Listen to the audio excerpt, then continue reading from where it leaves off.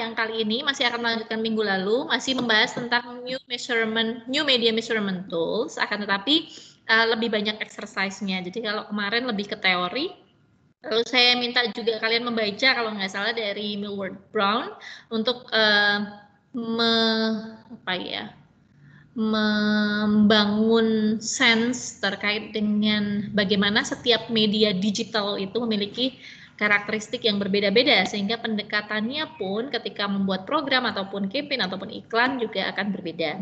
Nah, dalam konteks media planning, kita sekarang akan belajar bagaimana mengetahui atau menghitung efektivitas new media. Apakah apa yang kita rencanakan dengan memilih media itu, kan tentunya dalam misalnya kita masuk ke sebuah agensi ya, digital agency, di digital agency itu ada orang yang mikir, ada yang jadi kepalanya, yang mikirin strateginya mau seperti apa, ada orang yang bikin desainnya seperti apa, lalu ada orang yang bagian mikir iklan ini dengan desain seperti ini cocoknya ditaruh di media yang mana gitu. Nah, jadi ini semuanya akan istilahnya bekerja sama satu sama lain sehingga kemudian bisa menghasilkan iklan yang efektif. Nah, kita sekarang akan belajar beberapa konsep terkait dengan efektivitas media.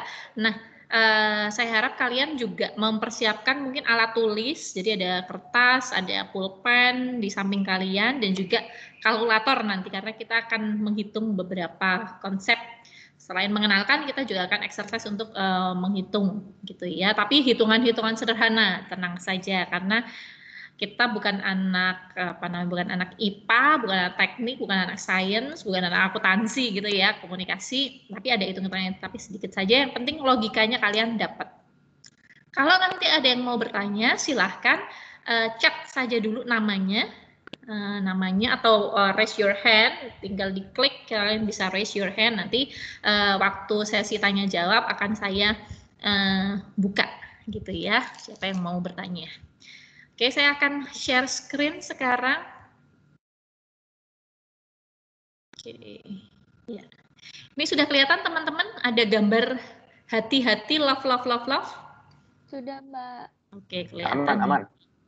Jadi nanti kalau saya soalnya beberapa kali mencoba ganti slide ternyata tidak kelihatan di screen kalian. Jadi nanti kalau merasa saya omongannya udah nggak nyambung sama slide, nanti bilang aja. Berarti itu mungkin slide-nya belum diganti gitu ya. Nah, jadi kalau sekarang saya mau berbicara tentang new media dan saya rasa teman-teman itu jauh lebih familiar dengan new media dibandingkan traditional media. Saya mau tanya dulu di kelas ini. Siapa yang masih baca koran paper ya? Setiap nggak usah setiap hari deh. Siapa yang masih baca surat kabar? Ada? Nggak ada, Mbak. Iya. Tidak ada. Nggak ada. Nggak ada? Wow. Oke. Sama dengan kelas sebelumnya. Jadi di tahun-tahun 2 tahun, saya setiap tahun selalu bertanya, siapa yang masih baca surat kabar? Di tahun lalu saya masih dapat setiap kelas itu ada 3 atau 5 anak yang baca surat kabar paper ya. Gitu. Nah, ternyata di kelas yang tadi dan kelas ini kok tidak ada yang baca sama sekali, berarti sudah semakin hilang gitu ya audiensnya. Walaupun saya yakin teman-teman mungkin membaca berita di kompas.com, detik.com, terus Line Today misalnya. Jadi ya berita-berita itu pasti masih mengikuti, tapi tidak di level yang seperti dulu gitu ya, membaca surat kabar. Karena setiap pagi biasanya kayak misalnya saya punya bapak itu kalau pagi selalu baca koran sambil minum kopi atau minum teh gitu ya misalnya ya. Saya juga dulu selalu punya kebiasaan untuk baca koran setiap pagi. Zaman dulu kan, tapi sekarang udah nggak pernah langganan koran, jadi udah enggak. Next, siapa yang masih nonton televisi nasional? Ada nggak di kelas ini yang masih nonton televisi? Siapa? Masih, Mbak. Saya. Masih Mbak, nonton Samudra Cinta. Masih buat Pramil Masih, Suasana. Mbak. Samudra Cinta apaan? Sinetron, Mbak. Sinetron itu, Mbak. Di mana? SCTV, Mbak. SCTV, Mbak. Malam. Oke. Jadi kalian masih nonton ya? Kenapa kok masih ada kebiasaan itu? Yang masih nonton sinetron tadi? Yang nonton ibu saya, terus saya nyolong. Terus ikutan karena saat di keluarga itu ada yang nonton, terus kayak ikut nonton gitu ya? Gitu, oke. Karena televisi biasanya memang diletakkan di living room, kayak ruang sharing. Jadi kan setiap rumah tuh biasanya punya sharing room, ya kayak ruang keluarga, ruang makan gitu ya. Sehingga ketika diletakkan di sana mau nggak mau kita sharing experience. Jadi apa yang orang lain nonton kita juga ikut nonton gitu. Jadi dulu apalagi kalau zaman dulu banget, kalau ditarik lagi di zaman bapak saya masih kecil, televisi itu mungkin satu kelurahan cuma satu gitu ya. Jadi yang nonton satu kelurahan di balai kelurahan gitu atau di balai desa gitu misalnya. Lalu lambat laun televisi itu muncul di masing-masing rumah dan ada di di ruang TV atau di ruang keluarga. Nah, semakin ke sini trennya setiap orang memiliki gadget masing-masing sehingga mereka mengakses informasi melalui gadget. Bisa dari handphone, smartphone, dari laptop atau dari PC, iPad dan lain-lain. Tapi setiap orang memiliki gadgetnya masing-masing. Nah, trennya kan semakin bergeser ya, sehingga kemudian pemilihan media juga seringkali akan berubah gitu dengan adanya pergeseran ini. Kan kalian sudah belajar di awal-awal kuliah fragmented audience. Semakin ke sini yang namanya audience itu semakin terfragment, teriris tipis-tipis. Jadi kayak kulit kayak bawang bombay, tipis banget lapisannya, sehingga tidak ada satu media yang benar-benar mendapatkan mass gitu ya, jumlah audiens yang sangat besar. Nggak kayak zaman dulu. Kalau zaman dulu kan misalnya ada TV nasional aja cuma ada TVRI, ya mau nggak mau orang satu Indonesia nontonnya TVRI gitu ya. Tapi kan semakin kesini macam-macam sekali pilihannya. Nah itu yang disebut audience fragmentation, di mana semakin banyak pilihan media, semakin terfragmentasi juga audiensnya. Nah sekarang kita akan masuk ke new media. Saya pindah slide. Sekarang kalian melihat slide berjudul The Marketing Funnel. Saya yakin kalian sudah mendapatkan konsep AIDA di mungkin semester 1 atau semester 2 gitu ya. AIDA itu dilambangkan dengan piramid terbalik. Kenapa begitu? Kalau kalian melihat lambang piramid, berarti yang kotaknya paling besar itu merupakan yang jumlahnya paling banyak. Yang kotaknya paling besar di sini adalah awareness.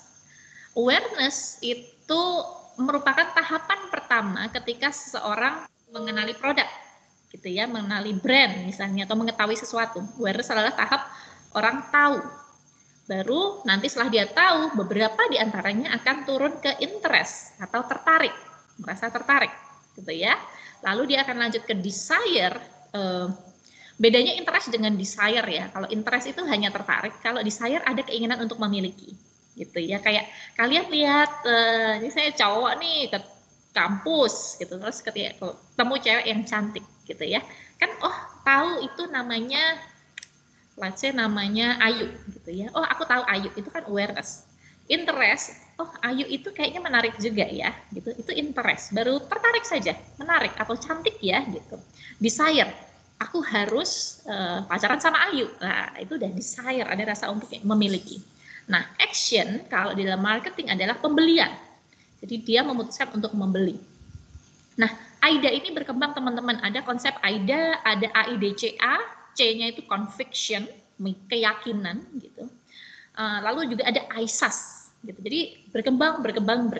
Nah, di dalam konteks marketing funnel kita gunakan funnel, ini piramida terbalik juga, namanya customer purchase funnel. Bagaimana pengalaman atau perjalanan seseorang dari tahu sampai kemudian beli sampai advokasi. Nah, pertama, orang lihat iklan. Jadi dia tahu akan iklan itu adalah awareness, dia tahu. Lalu setelah itu dia akan consider, memikirkan, mempertimbangkan apakah produk ini sesuai untuk dia atau tidak. Ketika sudah dianggap sesuai, dia akan masuk ke preference. Preference itu liking or not liking, gitu ya. Jadi suka atau tidak. Sudah cocok, nah ini suka atau tidak, gitu ya. Jadi semakin deep, gitu. Lalu setelah itu, setelah dia yakin, ada purchase, pembelian. Lalu setelah purchase ada level yang namanya loyalty. Kenapa? Karena dia membeli ulang, lalu dia membeli ulang, dan memiliki kebiasaan untuk membeli brand itu. Oke, ada nggak satu produk yang menurut kalian loyal ke produk itu? Coba kasih contoh. Siapa ya? Siapa mau kasih contoh? Ada nggak satu produk Saya, yang... Bu. Boleh, siapa namanya? Jaslyn. Jaslyn, NPM-nya 4 digit terakhir berapa? 6789. Oke, silahkan. Ini kayak cerita juga sih, Bu. Saya baru-baru ini yang benar-benar sadar. Jadi, saya udah pakai face cleaner dari Oriflame itu udah lumayan lama kan. Terus nggak berani ganti sama produk lokal atau produk lainnya. Terus kemarin kan pas banget habis, dan kalau mau pesen lagi tuh kayak nunggunya masih lama banget. Jadi kayak harus cuci muka lah gitu. Mau nggak mau aku beli produk lokal yang harganya jauh di bawah sama Oriflame, tapi aku masih mikir lama. Sedangkan kalau aku ditawarin produk Oriflame yang harganya bisa 2 kali 3 kali lipat, aku langsung beli. Jadi kayak benar-benar udah Oriflame apapun itu beli aja gitu. Karena udah yakin dengan namanya dan juga dengan pengalamannya ya. Iya, betul. Pembelian ulang harganya berapa, aku tetap beli gitu ya, nggak masalah. Nggak ada diskon pun nggak apa-apa gitu ya, karena aku biasa segitu harganya. Oke, terima kasih Jaslyn. Gitu. Salah satu contohnya dengan produk Oriflame. Cewek apalagi biasanya lebih loyal ke produk kalau sudah nemu yang cocok gitu. Kayaknya cewek ini kalau udah punya pacar biasanya dijaga-jaga banget gitu, karena udah loyal kalau udah nemu yang cocok, kecuali kalau belum ya nggak tahu ya gitu. Oke, next kita akan masuk ke brand advocacy. Nah, apakah ada di antara kalian yang mau atau mencoba menjelaskan apa sih sebenarnya level advocacy ini? Di atasnya loyalty ini, setelah loyalty ada advocacy.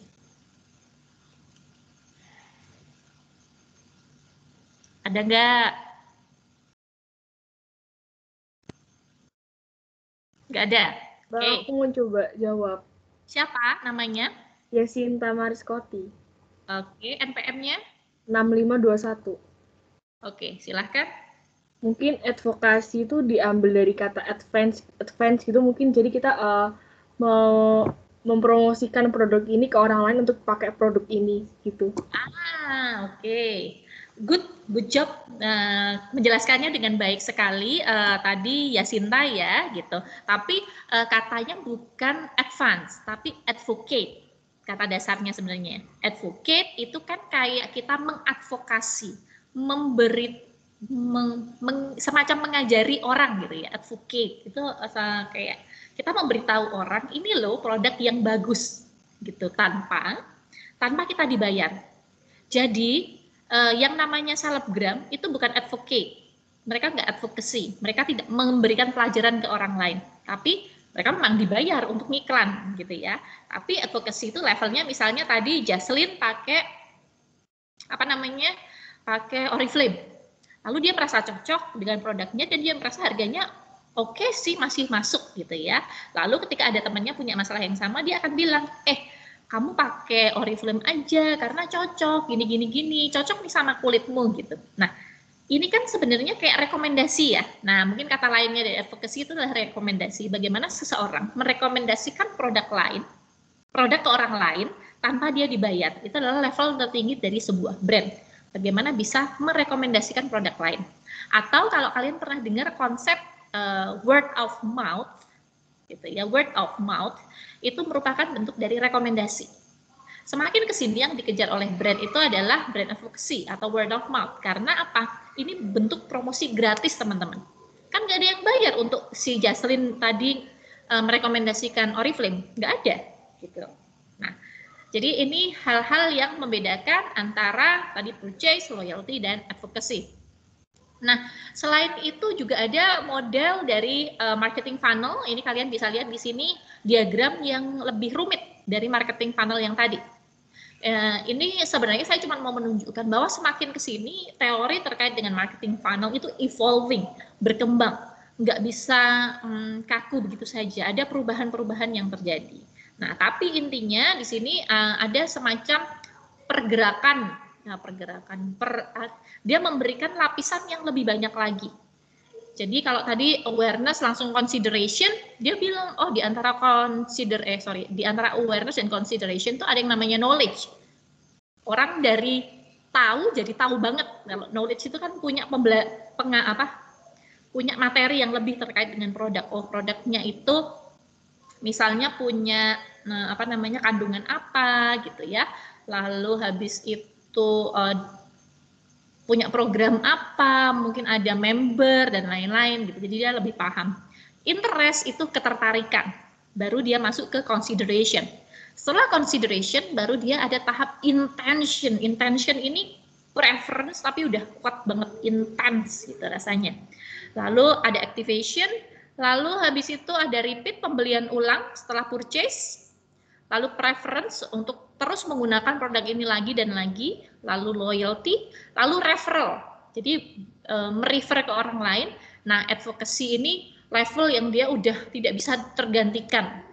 Gitu. Jadi harus produk ini karena produk yang lain itu tidak ada yang lebih baik. Jadi disebut juga evangelism. Jadi levelnya tuh udah evangelism itu kan level tertinggi dari sebuah posisi atau status gitu. Nah, cuman pada dasarnya ini hanya pengembangan saja. Nah, kalau kalian besok mau misalnya riset di bidang ini di Markom terkait dengan consumer behavior, saya rasa pakai yang customer purchase funnel ini udah cukup. Itu pun biasanya kalau di skripsi tidak dipakai semuanya, paling hanya fokus di purchase-nya, fokus di loyalty-nya, atau fokus di awareness-nya, jadi nggak pakai semuanya.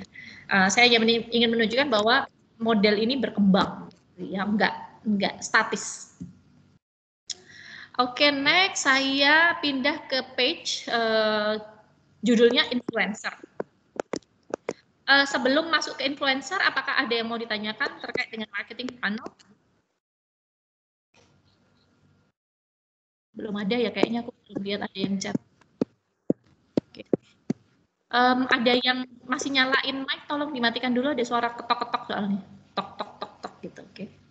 Nah, untuk di bagian selanjutnya yaitu influencer, saya rasa teman-teman sudah banyak yang familiar ya dengan influencer itu apa. Karena setiap harinya saya yakin juga teman-teman bangun tidur buka apa sih? Pasti buka HP. Gitu. Selain WhatsApp, cek email, cek Line, pasti cek Instagram gitu misalnya ya. Nah, influencer ini konsep yang dikenal semenjak adanya sosial media sebenarnya. Jadi ketika ada sosial media maka dikenal mulailah muncul yang namanya influencer ini. Jadi influencer itu sebenarnya awalnya adalah orang-orang yang di level advocacy teman-teman. Jadi mereka memiliki daya, memiliki power untuk influence orang lain untuk menggunakan produk yang sama. Awal mulanya tuh itu. Nah, kemudian influencer itu semakin banyak jenisnya, lalu dipecah-pecah. Nah, kalau teman-teman lihat di sini ada diagram influencer, yang paling bawah adalah brand advocates. Nah, sama kan? Dia mengadvokasi. Orang-orang yang mengadvocate orang lain untuk menggunakan produk yang sama. Tapi brand advocate itu orangnya macam kayak kita, teman-teman. Jadi orang biasa. Bukan artis, bukan selebgram, bukan vlogger gitu ya. Orang biasa saja. Lalu selanjutnya ada yang disebut everyday influencer dan thought leader. Everyday influencer itu orang-orang sehari-hari saja. Sehari-hari dia posting apalah kehidupannya sehari-hari gitu. Jadi there's no specific issue atau theme atau interest gitu ya. Ya kayak ibu-ibu aja, ibu-ibu itu sehari-hari masak ke pasar atau beli di Superindo, masak, ngurusin anak, tapi dia punya beberapa preferensi akan produk gitu. Dan dia punya followers gitu ya. Kalian lihat di sisi kanan ini saya tuliskan kalau micro influencer itu 1000 sampai 100.000 followersnya kalau Instagram. Gitu ya. Nah, lalu di atasnya top leader itu ada di atasnya everyday influencer itu ada thought leader atau independent voice. Ini masih termasuk micro influencer. Jadi followersnya 1000 sampai 100.000. Thought leader ini orang-orang yang punya passion lebih spesifik, punya interest yang spesifik. Misalnya dia fokus di sport, followersnya ya ribuan lah, 5.000 gitu misalnya, 2.000 masih micro influencer juga.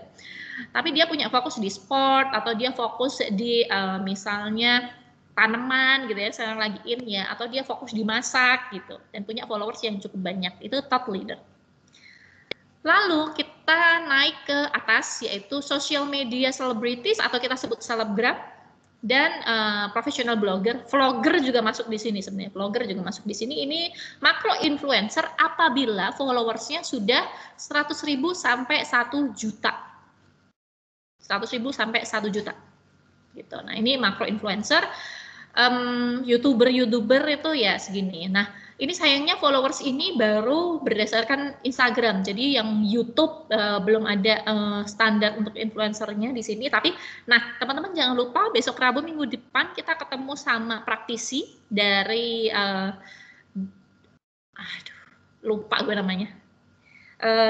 Di SP Media itu bagian dari Densu Aegis Network Jakarta. Nah, dia adalah seorang digital media plan dan dia juga alumni, jadi mungkin lebih relevan nanti kalau ngobrol sama kalian karena dia toh kakak kelas kalian gitu sebenarnya. Jadi ngobrolnya nanti lebih enak lagi. Silahkan ditanya-tanya gitu karena dia yang berhadapan setiap hari dengan influencer-influencer ini gitu ya. Jadi kalau YouTube ada nggak sih sebenarnya pembagian levelnya gitu atau seperti apa sih cara milih influencer di YouTube misalnya. Nah, ini yang top paling atas, ini selebritis, itu mega influencer kalau followersnya dia di atas 1 juta. Tapi teman-teman perlu ingat bahwa ketika seorang selebritis itu followersnya di atas 1 juta, gitu, berarti tingkat interaksinya dengan followersnya pasti semakin rendah. Beda sekali misalnya dengan kita, followersnya paling 1.000-2.000 gitu ya. Itu pun yang DM, yang komen, ya paling 10 orang gitu katakanlah ya, kita masih bisa sempat balesin. Nah, ketika kita sempat balesin satu-satu dan conversation itu banyak, maka angka engagementnya akan semakin tinggi. Tapi kalau followersnya udah 5 juta, 50 juta misalnya, ya nggak mungkin balesin satu-satu, maka angka engagementnya akan semakin rendah. Nah, kalian bisa lihat di sini nih, kekecilan nggak ya? Nah, ini tabel yang di sebelah kanan ini. Engagement untuk mega influencer ini kecil, semakin kesini semakin kecil. Sementara brand advocates itu semakin besar. Tapi reach-nya besar. Reach itu adalah bagaimana cara dia membangun awareness ke audience itu besar karena yang nonton banyak, followersnya aja udah jutaan gitu ya. Lalu habis itu quantity-nya sedikit, harusnya semakin sedikit quantity-nya karena biasanya orang mau ngiklan di mega influencer ya mikir karena pasti mahal gitu ya, expensive, of course very expensive. Syahrini sekali posting di Instagram bisa 150 juta gitu misalnya, baru IG story padahal belum feed beda lagi gitu ya, semahal itu. Jadi nggak heran Syahrini setiap hari bisa beli tas Hermes gitu ya, karena sekali ngiklan aja segitu gitu. Social trust-nya semakin rendah gitu.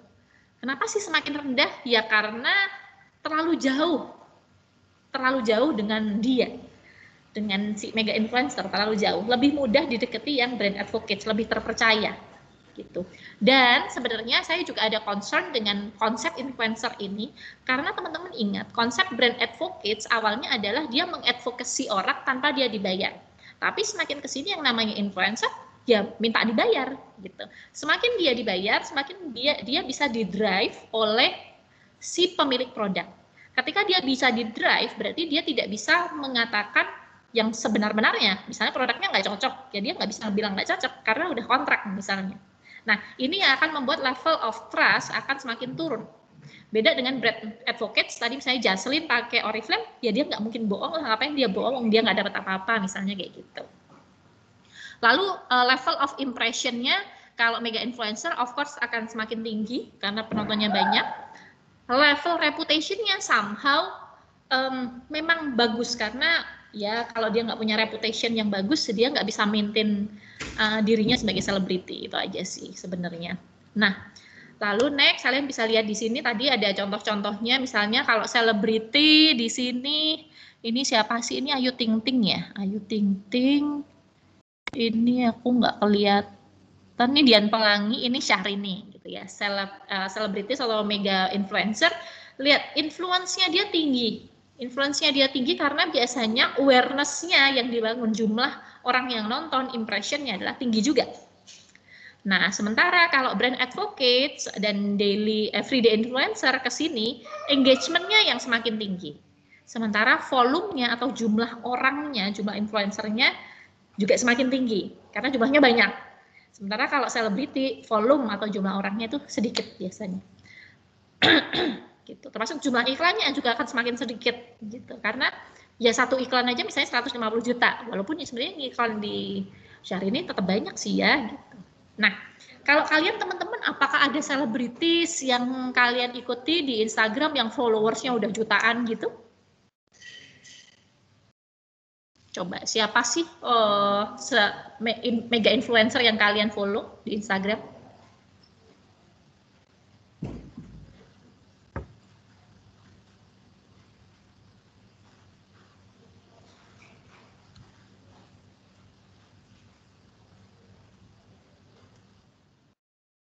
Halo? Halo? Coba siapa ya? LeBron James, Mbak. Hah? Siapa? Philbert siapa? Pemain basket. Siapa namanya? LeBron James, pemain basket. LeBron James. Oke. Kalau Indonesia siapa? Indonesia ada yang di-follow nggak?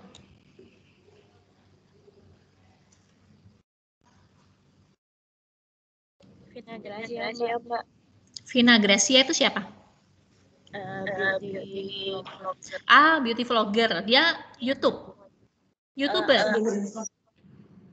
Denny Sumargo, Bu. Oke, Denny Sumargo kenal. Kan seangkatan. Terus? Keanu, Mbak. Arif Muhammad. Arif Muhammad, oke. Raditya Dika. Fadil. Siapa Fadil? Fadil Jaidi, Mbak. Yang mana sih?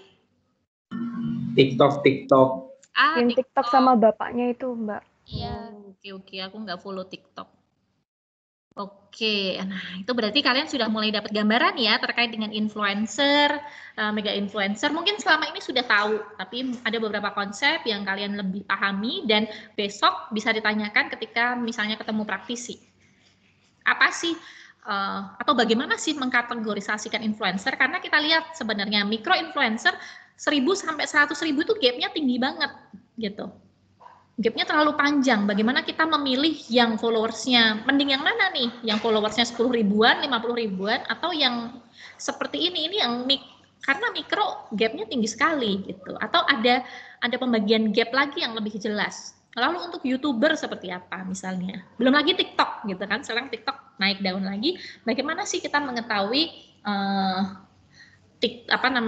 si artis TikTok ini yang paling tepat untuk campaign kita misalnya? Jadi semakin ke sini apabila teman-teman memang berniat untuk mempelajari digital, perkembangannya akan semakin Philbert silakan. Perkembangannya akan semakin berubah. Kalau teman-teman ingat di tahun 2010 sampai 2013 Twitter itu naik daun banget, tinggi banget. Tapi kemudian dia drop, Facebook masuk. Facebook sudah ada sih dari dulu, tapi dia mulai kayak gencar itu tahun 2014-2015an. Instagram masuk. Lalu habis itu Twitter naik lagi. Snapchat dulu. Terus habis itu Twitter naik lagi, dari yang habis hilang terus naik lagi. Lalu TikTok yang dulu sempat ada, hilang, sekarang ada lagi. Gitu ya. Jadi tidak ada buku baku yang bisa membahas digital karena digital setiap hari berubah. Ada hal-hal yang baru setiap tahun berubah. Jadi bukunya baru out, bukunya baru keluar, trennya sudah ganti. Nah itu bisa terjadi untuk digital. Sehingga kalau nanti kita ngobrol dengan teman-teman dari digital media, pasti digital agency pasti ngomong tidak ada segala sesuatu yang pasti di digital karena semuanya akan selalu berubah. Gitu. Kita yang harus pintar-pintar ngikutin. Oke, saya akan masuk ke slide lagi, teman-teman. Kalau nggak ada yang tanya. Nah, Lalu ada tipe influencer, di sini ada kreator, kurator, dan konektor. Nah, nanti silahkan kalian tanyakan ke praktisi bagaimana sih membedakan kreator, kurator, dan konektor. Kalau kreator itu biasanya dia udah punya ide-ide keren yang original banget, gitu ya. Yang dewanya nih, dewa konten nih ibaratnya. Nah, tapi bedanya dengan kurator dan konektor tuh apa? Bagaimana identifikasinya? Nah, ini bisa jadi bahan pertanyaan nih. Nah, besok jangan ragu-ragu untuk bertanya, karena apa yang dibicarakan oleh praktisi pasti akan berbeda karena dia menjalani hal ini sehari-hari teman-teman. Nggak based on book, karena saya kan based on book sebenarnya, karena saya tidak pernah terjun langsung menghandle ini setiap hari. Seperti apa gitu, apalagi digital itu wah mabuk kalau mau ngikutin perkembangannya. Nah ya, itu tadi untuk marketing funnel dan influencer. Sekarang saya akan masuk ke social media engagement. Actually this is not only for social media, tapi bisa untuk internet atau digital engagement. Ada beberapa konsep yang akan kita pelajari untuk menghitung sebenarnya campaign yang aku buat sudah efektif atau belum sih gitu. Mengukur efektivitasnya seperti apa. Karena kan ada yang menghitung, kemarin kita belajar reach, belajar engagement, belajar frekuensi. Nah, ini hitungan-hitungan rigidnya untuk mengukur apakah sudah sesuai, sudah masuk target atau belum. Nah, ini konsep yang pertama teman-teman, namanya CPM, cost per mil. Mil itu dari bahasa Latin artinya 1000. Sehingga cost per mil di sini juga disebut atau dikenal sebagai cost per 1000 impression. Biaya yang dikeluarkan setiap 1000 kali 1000 orang penonton atau 1000 kali orang menonton. Jadi per 1000 orang jumlah biaya yang dibayarkan, yang dikeluarkan itu berapa. Kenapa sih ada cost per mil? Karena biasanya orang yang bikin campaign iklan menggunakan cost per mil karena dia mau membangun brand awareness. Biasanya produk-produk baru yang baru newly established gitu ya, ingin memperkenalkan produknya ke masyarakat, ke umum, ke target audience menggunakan konsep ini. Yang dikejar hanya awareness teman-teman, belum lari kemana-mana, hanya awareness supaya orang tahu saja, gitu ya. Dia nggak peduli orang beli atau tidak, yang penting orang lihat. Gitu. Jadi setiap campaign nanti punya target masing-masing teman-teman. Tidak semuanya targetnya selling, enggak. Ada sih, tapi enggak semuanya. Walaupun mungkin setelah awareness kan nanti setelah berapa lama akan sampai ke sales ya, tapi dia fokusnya yang penting orang kenal dulu deh. Kalau belum kenal kan nggak mungkin beli, kira-kira kayak gitu. Nah, cara menghitung CPM, rumusnya di sini bisa kalian lihat adalah cost to an advertiser atau budget iklan. Cost to an advertiser dibagi impression, jumlah orang yang menonton, dikali 1000. Dikali 1000. Ingat, karena cost per mil itu per 1000 orang. Gitu ya. Jadi rumusnya adalah biaya yang dikeluarkan dibagi impression, jumlah orang yang menonton, dikali 1000. Lalu ada soalnya di sini. Nah, kita exercise bareng teman-teman. Sekarang kita mau tahu CPM-nya. Ini adalah soalnya. Dari soal ini, berapa CPM tadi rumusnya adalah apa? Apa, yuk? Biaya yang dikeluarkan. Biaya yang dikeluarkan. Biaya yang dikeluarkan bagi orang yang menonton kali 1000.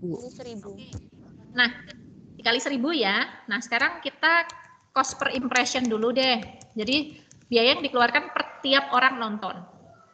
Berarti biayanya di sini ada, oke aku bikin di sini, biaya itu dia 30 dolar. Lalu orang yang nonton ada 3.500. Orang yang nonton 3.500. Maka cost per impressionnya berapa per berapa teman-teman? 30 per 3.500 dikali 1000. Belum dikali 1000 dulu. Impressionnya dulu. 30 dibagi 3.500 berapa?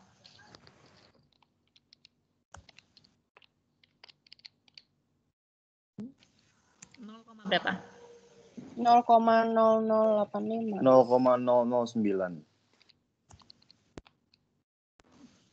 Harusnya gini angkanya, bener nggak?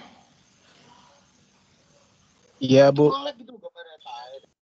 Ya, Benar. nah itu cost baru per orang. Sekarang kan kita mau cost per mil, berarti per 1000 orang. 0,00857 dikali 1000 sama dengan 8,57 dolar. Nah, ini adalah jawaban cost per mil. Biaya yang dikeluarkan per 1000 orang, aku keluarkan 8 dolar. Gitu. Ya. Gampang ya untuk cost per mil ya. Jadi bedakan antara cost per impression sama cost per mil. Kalau impression itu berarti per kepala, kalau per mil per 1000 kepala. Oke. Silahkan nanti kalau ada pertanyaan di drop di chat saja. Nanti kita akan masuk ke sana. Next, kita akan pindah ke CPC CPC. Cost per click. Nah, kapan sih seseorang menggunakan perhitungan ini, teman-teman? Gitu. Kalau tadi kan merek baru nih mau memperkenalkan diri. Nah, sekarang gitu, tujuan ketika kamu memiliki tujuan untuk campaign itu untuk tidak lagi produknya udah ada nih, orang udah tahu lah. Tapi ke orang itu nggak sampai beli. Saya mau tahu seberapa menarik iklan saya sampai orang itu mau klik. Konsep klik di sini kemudian kalau kalian bisa terjemahkan juga ke swipe up gitu ya. Kan kalian kalau lihat IG story kan jalan tuh running, IG story running gitu. Lalu ada iklan nih, misalnya ada iklan. Nah, kemudian kalian mengeluarkan decision untuk swipe ketika iklannya memang sudah sesuai. Wah, aku memang lagi cari nih mau beli iPhone misalnya. Wah, aku lagi mau cari nih iPhone. Kok dia jualan iPhone di sini kayaknya harganya oke. Aku swipe up. Lalu kemudian aku lihat gitu ya. Jadi swipe up saja itu sudah termasuk klik. Kita belum ngomongin beli apa enggak ya. Enggak tahu nih orangnya beli apa enggak. Yang penting dia swipe up. Berarti itu sudah klik. Model cost per click ini juga dipakai untuk teman-teman kalau ngiklan di Google AdWords. Kemarin kita lihat ya, Google AdWords itu misalnya kamu ngiklan di Google, di SEO masuk di yang paling atas. Kan ada tulisannya ad gitu ya. Itu kan iklan. Nah, kalau pakai konsep cost per click, ketika diklik landing masuk ke page-nya, baru orang itu bayar ke Google. Kalau enggak klik, berarti belum bayar, enggak bayar. Gitu. Ini konsep cost per click. Gitu. Jadi orang mau melihat seberapa menarik iklannya sampai mendorong orang mau klik. Kalau iklan itu enggak menarik, berarti dia enggak akan klik. Kira-kira kayak gitu. Hanya dilihat atau malah di skip, jangan-jangan. Karena orang yang dicari kan semakin ke sini enggak cuman awareness, tapi bagaimana orang itu sampai ke considerate. Ini level consideration yang sekarang sedang kita bicarakan. Rumusnya untuk CPC adalah cost to an advertiser, jadi budget iklan per jumlah klik. Berapa banyak jumlah orang yang klik, berapa banyak orang yang swipe up. Oke.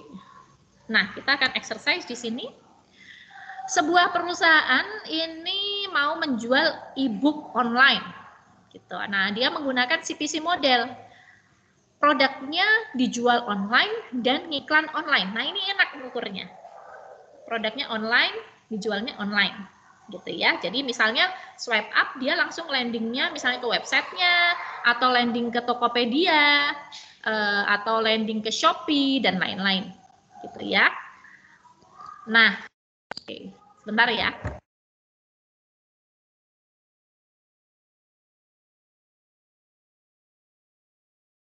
Sorry, gangguan. Jadi dia jual online lalu iklannya online. Nah, sekarang kita mau tahu berapa CPC-nya. Ini judulnya CPC.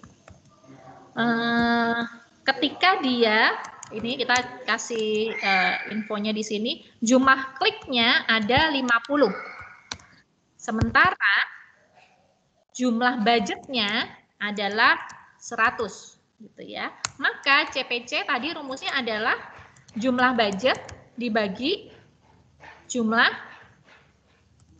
ini bukan klik orang yang mengeklik. Berarti 100 dibagi 50. 50. Dengan 2. Oke. Berarti di sini kita bilang logikanya adalah untuk setiap orang yang klik, saya bayar $2 ke perusahaan itu, ke Google, entah ke Instagram, entah ke Facebook gitu, karena semuanya sekarang bisa sistem klik gitu ya. Kalau teman-teman ingat zaman dulu Facebook itu nggak ada iklan, sekarang iklannya banyak. Dan Facebook itu satu company, dia juga punya Instagram, dia punya Twitter, dia punya WhatsApp. Saya nggak tahu apakah dia juga punya saham di Google misalnya gitu, karena saking besarnya ternyata akhirnya Facebook. Nah, semuanya dihitung dengan uang gitu. Kalau kalian nonton Social Dilemma, segala sesuatu yang kalian nikmati tanpa membayar, berarti kalianlah yang dijual oleh produk tersebut atau oleh application tersebut. Karena semakin di sini yang dijual adalah data, termasuk akhirnya jualan-jualan ini. Oh, jualan iPhone. Kalian sadar nggak? Misalnya kemarin googling iPhone nih, googling iPhone. Nanti pas kalian buka Instagram, muncul iklan iPhone. Buka YouTube, muncul iklan iPhone. Gitu. Lalu tiba-tiba muncul SMS, counter iPhone terdekat. Nah, misalnya kayak gitu. Nah, karena semuanya connected. Semuanya data itu connected sehingga orang yang di belakang layar ini bisa tahu bahwa oh si siapa namanya si Ayu lagi cari iPhone gitu. Kayak misalnya saya cari skincare, baru googling aja skincare-nya apa, udah muncul nih iklannya banyak banget. Tuh. Karena dia tahu kita nyari, maka dia akan ngejar terus. Itu namanya itu cookies gitu yang nempel di semua akun yang kita pakai. Karena biasanya kita nge-link ya akunnya ya. Di handphone kita pakai Google Gmail misalnya, Gmail, nanti nge-link ke Facebook, nge-link ke Instagram, nge-link ke YouTube dan lain-lain, sehingga datanya kita yang akan dimainkan di sini. Oke, kembali ke CPC. Ini tadi rumusnya saya rasa tidak terlalu sulit untuk CPC dan CPM. Next, kita punya CTR, teman-teman. Nah, CTR kalau tadi CPC itu hanya sampai ke klik saja. Kita sekarang mau tahu dari jumlah orang yang nonton, berapa orang yang sampai ke klik. Nah, ini biasanya prosentase. CTR itu memang prosentase. Seberapa intinya orang itu mau tahu seberapa menarik si iklanku sampai membuat orang itu tertarik untuk tahu lebih lanjut. Seberapa bisa sih iklan yang tadinya cuma awareness, ingin aku convert sampai ke minimal consideration lah, sampai dia tuh mikir gitu, mau beli apa enggak, dengan mencari tahu lebih lanjut. Nah, itu adalah CTR. Rumusnya gampang. Jumlah klik dibagi jumlah view dikali 100%. Jumlah klik dibagi jumlah view dikali 100%. Oke, sekarang kita exercise di sini. Oke, di dalam sebuah campaign ada program yang, ada iklan yang ditonton 2000 views. Nah, kita tulis dulu views ada 2000. Nah, lalu dari 2000 orang yang klik ada 50. Jadi iklannya yang nonton 2000, tapi yang sampai swipe up atau klik itu hanya 50. Berapakah CTR-nya? Kan berarti jumlah klik 50 dibagi 2000. Coba, 50 dibagi 2000 berapa teman-teman? Tolong saya dihitungin. 40. 0,0. 0,25. 0,025. Kedua, 2. Iya. Kebanyakan, Mbak. Ini? Ya. Ya. Oke. Nah, jangan lupa dikali 100%. Ingat, 100% itu 100 dibagi 100, jadi 1 sebenarnya. Tapi kita butuh tahu persentasenya karena ini kan kue iklan. Jadi kita mau tahu seberapa banyak dia mengambil persentase dari yang seberapa besar sih dia dari yang kita harapkan dari total idealnya. Intinya pokoknya kalau CTR kita pakainya percentage. Nah, 0,025 dikali 100 itu adalah 2,5. Jangan lupa dikasih persen. Jadi 2,5%. jumlah CTR-nya. Sementara saya mau bold di sini bahwa a good CTR itu 2% minimal. Sehingga ketika sebuah iklan mencapai CTR 2,5% itu berarti sudah cukup. Melampaui batas minimal gitu ya, minimal melampaui batas minimal. Walaupun yang lebih dari itu harusnya lebih baik lagi. Gitu. Oke, untuk CTR, CPC dan CPM, apakah ada pertanyaan teman-teman? Mbak, saya mau nanya. Oke, silakan. Siapa namamu? Tiffany. Tiffany, silakan Tiffany. Saya masih bingung nih bedanya CPC sama CTR karena kan tujuan akhir dia sama-sama ngitung yang ngeklik gitu kan. Harusnya yang CPC dia ngeklik juga nge-view. Ya iya. Jadi bedanya apa? Kalau view kan cuma awareness. Cuman tahu. Ingat nggak tadi funnelnya? Kalau view dia cuma awareness. Levelnya mana tak naikin ya. Tapi yang CPC juga sampai ngeklik kan, Mbak, maksudnya? Tapi dia sampai di sini dong. Consideration sama preference dong. Ya enggak? Orang yang tahu belum tentu tertarik. Orang yang tertarik pasti tahu.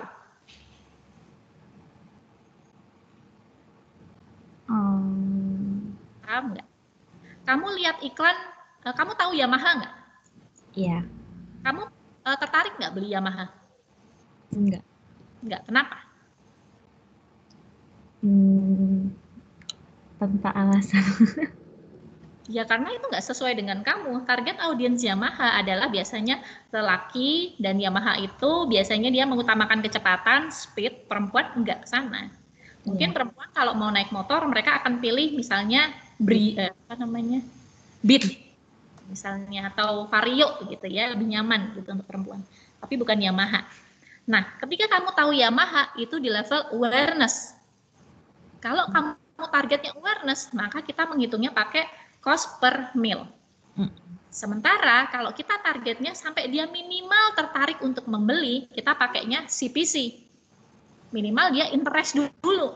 Kan levelnya interest nih, interest atau consideration and preference.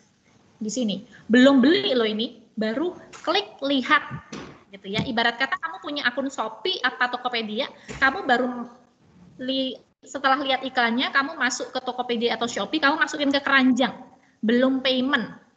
Belum payment. Nah, itu kita masuk ke cost per click. Ketika kita masuk ke CTR adalah memperbandingkan dari orang yang tahu naik ke level interest, ini seberapa besar sih, seberapa menarik sih iklan kita untuk mendorong orang sampai ke sana. Biasanya logikanya kalau awareness tinggi tapi consideration atau interest rendah, biasanya target audiensnya tidak pas atau media yang dipilih tidak tepat. Misalnya kita ngiklan di Facebook padahal target audiensnya mahasiswa. Mahasiswa semakin kesini gunainnya justru mungkin Instagram atau malah TikTok. Kita mau iklan ke ibu-ibu, tapi kita pakai medianya Instagram. Ibu saya nggak pakai Instagram, dia pakainya Facebook.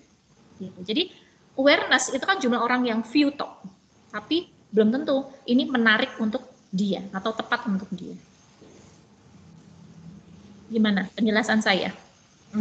Paham. Berarti maksud saya yang CTR itu memperhitungkan dari dari CPM doang ke CPC. Iya, ini tidak ini memperbandingkan. Jadi berapa banyak orang yang view, akhirnya setelah dari view itu berapa orang yang klik. Jadi kayak journey kan. Kita kan membeli itu journey loh teman-teman. Kalian beli, nggak langsung beli, tapi pasti ada journey yang dilewati. Apakah mungkin lihat iklannya di baliho, lihat iklannya di Instagram, lihat iklannya di TV, sampai akhirnya beli. Tapi segala macam bentuk pengaruh itu membangun keinginan kita untuk beli atau tidak beli. Coba kalian semuanya cek di Tokopedia atau di Shopee masing-masing, terutama cewek. Berapa banyak jumlah belanjaan yang ngantri di situ nunggu payment? Biasanya kalau cewek banyak. Tapi kagak dibeli. Tapi dia kan berarti sudah interest, ada desire untuk memiliki. Gitu. Nah itu bedanya. Kita belum sampai ke level purchase. Kira-kira begitu ya? Iya. Tiffany ya tadi. Iya. Oke, nanti kalau masih ada yang kurang jelas silahkan ditanyakan lagi. Tapi kira-kira itu saya mencoba menjelaskannya seperti itu. Oke, tadi kita sampai CTR. Kita akan lanjut ke CR. Nah, tadi awareness, lalu consideration, preference, sekarang purchase. Conversion rate ini adalah level pembelian. Orang sudah beli. Tadi semua produk yang di keranjang Shopee ini mau dibayar. Gitu. Nah, ketika sudah dibayar, berarti dia sudah beli. Ini masuk ke conversion rate. Ini digunakan untuk produk-produk yang memang targetnya untuk penjualan, untuk selling. Nah, dia pakainya conversion rate. Cara ngukurnya adalah rumusnya jumlah conversion atau jumlah pembelian. Jumlah itu jumlah produk ya, 1, 2, 3, 4, 5, 100 gitu ya. Dibagi jumlah klik. Jadi dari orang yang masukin keranjang, berapa banyak orang yang payment. Gitu intinya. Dikali 100%. Oke, ini kita exercise. Ada sebuah perusahaan yang menjual sepatu lewat online. Lalu dia juga ngiklan nih di online. Dia ngiklan di Facebook dan kemudian ternyata dari iklan tersebut ada 250 klik. Kliknya 250. Ini saya tulis di sini. Nah, kemudian the number of conversion, sayangnya jumlah pembelian atau salesnya, jumlah penjualannya hanya 1. Gitu. Sekarang kita mau cek conversion rate. Rumusnya tadi apa? Conversion rate. Jumlah pembelian dibagi klik 100%. kali 100%. Berarti pembelian dibagi klik itu 1/250 berapa? Hasilnya? 0,004. Hasilnya gini. Ya. Ya, dikali 100%. Berarti jadi berapa? 0,4%. Lah, hasilnya. Kalau tadi kita bicara tentang CTR idealnya 2%, kalau untuk conversion rate idealnya adalah 10%. Sehingga kalau ada orang yang klik 250, idealnya 10%-nya penjualannya adalah 25. Karena ini udah tahap yang sangat dekat, teman-teman. Dia sudah masukin keranjang, tinggal payment saja. Tapi masalahnya, oh belum gajian, oh uangnya dikit, oh uangnya kepake buat bayar air, oh uangnya kepake buat bayar listrik misalnya. Tapi dia tuh sebenarnya udah mau beli, intens banget untuk beli. Sedikit lagi dia akan beli, kira-kira gitu. Jadi idealnya adalah 10%. Oke, tarik nafas dulu, kita sudah 4 konsep. Nah, 2 lagi teman-teman. Semangat, sedikit lagi. Setelah kita mengenal conversion rate, conversion kan berarti udah pembelian ya. Ini orang udah beli, sekarang saya mau tahu berapa biaya yang saya keluarkan setiap ada orang membeli. Setiap ada orang membeli, itu berapa biaya yang saya keluarkan sebenarnya. Rumusnya adalah cost to an advertiser atau budget iklan dibagi jumlah impression, jumlah orang yang nonton, dikali CTR, dikali CR. Jadi ini dikali dulu ya. Yang ini dikali dulu. Impression dikali CTR, dikali CR, baru kemudian dibagi ke biaya iklan. Biaya iklan. Sekarang kita akan exercise. Tadi kita udah tahu nih, jumlah orang yang nonton 3.000, jumlah orang yang klik 150. Berarti rumus CTR adalah 100 jumlah klik dibagi jumlah impression dikali 100%. Ini aku tulis di sini ya, biar sambil ngetik kalian kebayang. CTR itu rumusnya adalah klik per impression dikali 100%. 150, nah 150 dibagi 3.000 berapa teman-teman? Tolong dibantu saya.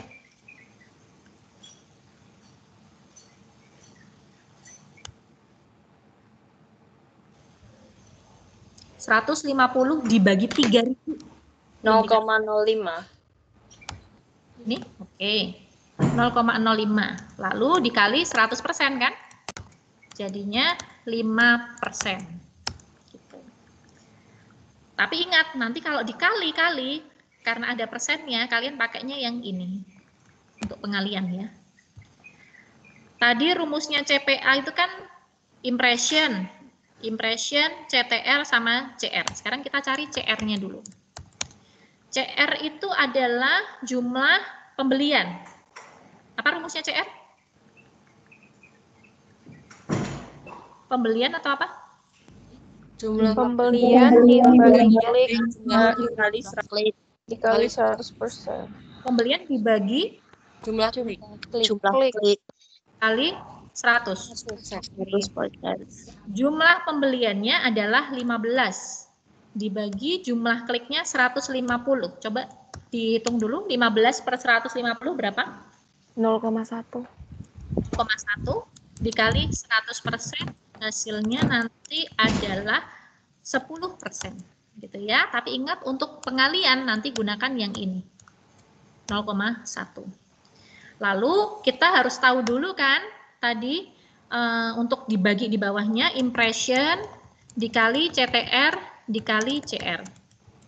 Ini berarti impressionnya 3.000 dikali 0,05 dikali 0,1. Tolong dihitung berapa jumlahnya?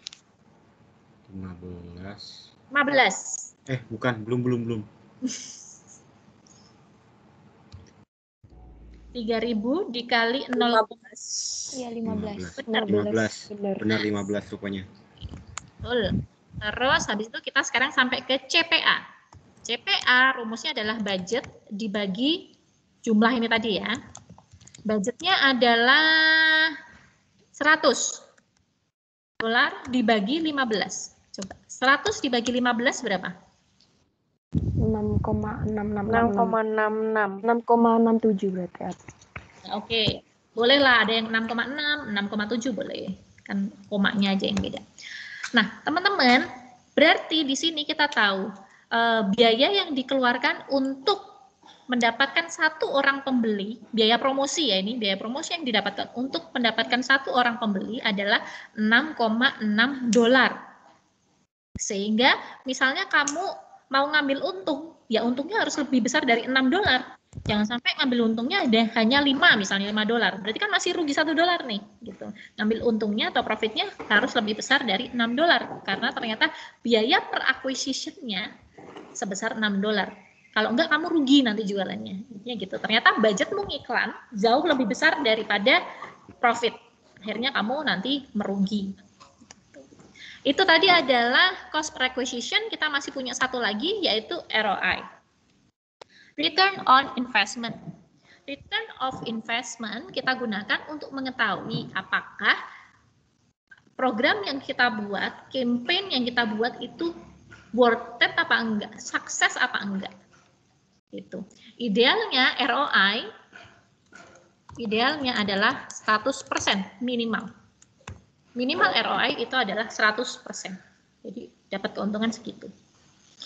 Rumusnya adalah total revenue, total penjualan berupa rupiah atau dolar ya. Total penjualan dikurangi total budget iklan. Total penjualan dikurangi total budget iklan dibagi total budget iklan. Nah, kita sekarang exercise di sini. Rumusnya pendapatan, intinya pendapatan dikurangi budget iklan dibagi budget iklan. Sebuah produk ini mau jualan online. Nah, terus dia ternyata ada yang nonton atau views-nya 2.000. Views-nya 2.000 orang. Sorry kok, views-nya 2.000. Penjualan, jumlah penjualan. Sales-nya 2.000. Lalu campaign-nya mengeluarkan budget iklannya itu adalah 500. Gitu ya. Sekarang total revenue-nya, ROI-nya adalah total revenue 2.000 dikurangi 500 sama dengan 1.500. Jangan lupa dibagi total cost. Total cost dari iklannya 500. Berarti 3. Jangan lupa ini harusnya ada kali 100% di sini. Lupa aku. Jadi 300% totalnya. Nah, berarti ini sudah ideal apa belum teman-teman? Kalau kita lihat standar minimal dari ROI. Sudah. Gitu. Jadi ada 6 konsep yang kita pelajari hari ini, mulai dari CPM, cost per mil yang menggambarkan awareness, cost per click yang menggambarkan desire, preference, consideration, gitu ya. Lalu CTR, seberapa banyak orang akhirnya klik dari hanya nonton dari hanya tahu, kemudian dia klik. Lalu kemudian kita masuk ke CR, conversion rate, berapa banyak orang yang hanya klik sekarang mau beli. Dari CR kita pindah ke CPA, berapa biaya yang harus saya keluarkan untuk mengakuisisi satu orang. Dan yang terakhir adalah return on investment. Gitu. Sejauh apa investasi saya bisa balik ke saya. Oke, materi saya sudah loh. Sudah selesai.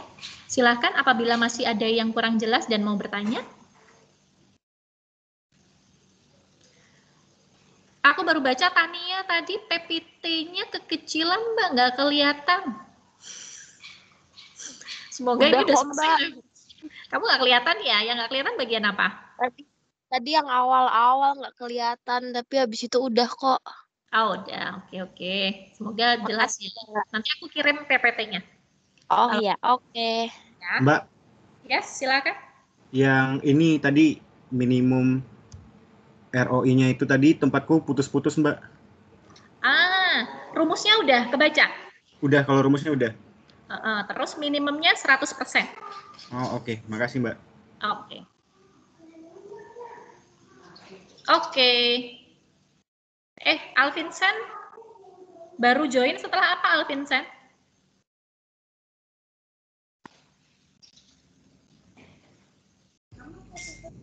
Mbak, mau nanya Mbak? Baru join setelah CPA? Bisa mau meninggal. Ya, saya bentar. Nanti Alvinsen aku jawab setelah ini ya. Siapa yang tadi yang mau nanya? Darsyan? Saya.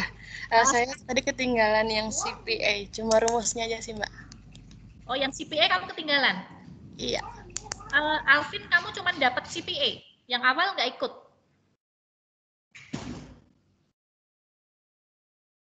Vin? Diketik ya, Vin. Aku soalnya habis ini kuis. Yang CPA, rumusnya ini aku tunjukin. Darsyan, kamu tadi udah baca rumusnya? Belum sempat ketulis, Mbak. Cuma CPA doang. CPA. Yang ROI kebaca nggak? Ya, itu udah, Mbak. Yang ROI udah. Yang CPA ya. Ini rumusnya. Ya, Mbak. Biaya iklan dibagi jumlah orang yang nonton dikali CTR dikali CR. Tapi ingat, untuk CTR dan CR kamu pakai 0,05. Jangan pakai persen. Jangan pakai 5-nya, jangan pakai 5%. Nanti pakainya 0,05 atau 0,1 gitu misalnya. Oke, Mbak. Terima kasih, Mbak. Ada lagi yang mau bertanya, teman-teman? Yang belum jelas? Mbak, saya mau tanya, Mbak. Oke, silakan, Stephen. Saya mau bertanya berkaitan dengan ini, Mbak, digital marketing budget yang Mbak jelaskan di itu video. Kan di situ kan Mbak kan ada bilang bahwa awalnya waktu awal-awal budget di digital itu kan awalnya kecil ya, 12% alokasinya, kemudian peningkatan sampai 28% sekian.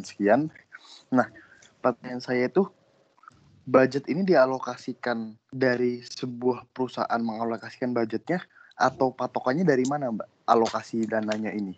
Oh, ini kayaknya pertemuan minggu lalu ya, Stephen, benar nggak? Ini kan berhubungan dengan digital measurement juga kan? Dari budget ya? Iya, enggak, maksudnya ini kan abis ini saya berhubungan dengan cost per kliknya itu. Mana tuh 12%? Itu yang digital marketing budget continue to rise. Oh iya, bukan di materi ini, Mbak. Yang minggu lalu kan? Iya. Itu budget belanja iklan. Jadi setiap tahun kita itu punya data.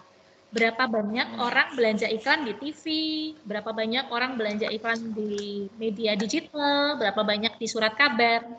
Jadi dulu orang itu belanja iklan di digital itu cuma 12% dari total belanja iklan. Total itu bukan berarti company.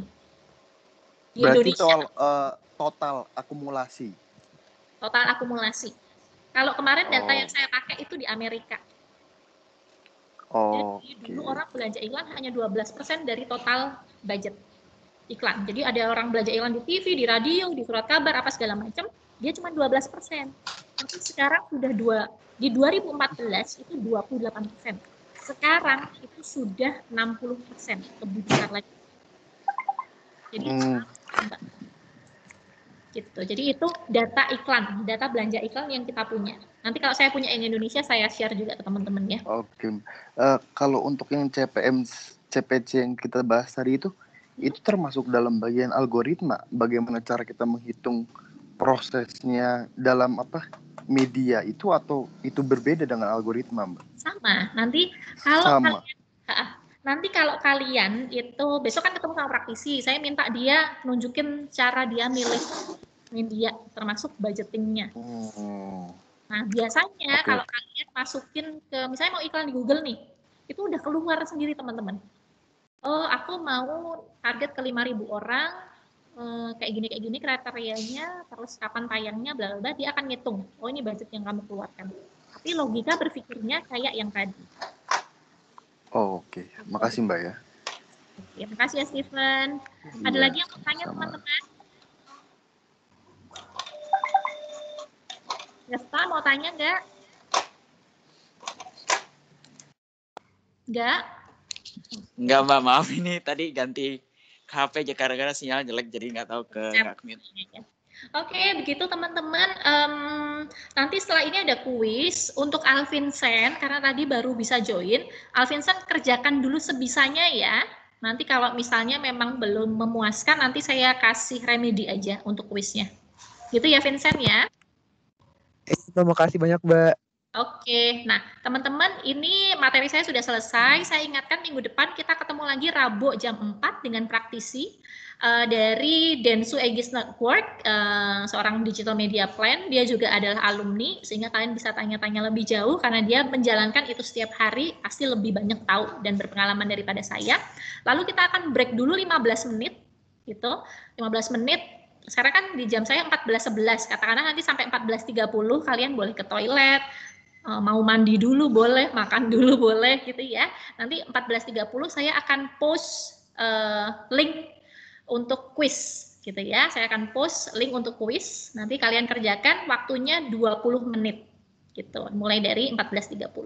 Begitu ya teman-teman. Terima kasih atas pertemuan hari ini. Kita ketemu lagi di pertemuan selanjutnya minggu depan, jangan lupa. Semoga sehat selalu. Bye-bye. Terima kasih. Terima kasih, Mbak. Terima kasih, Mbak. Terima kasih, Mbak. Dadah. Terima kasih Mbak. Terima kasih Mbak. Positif.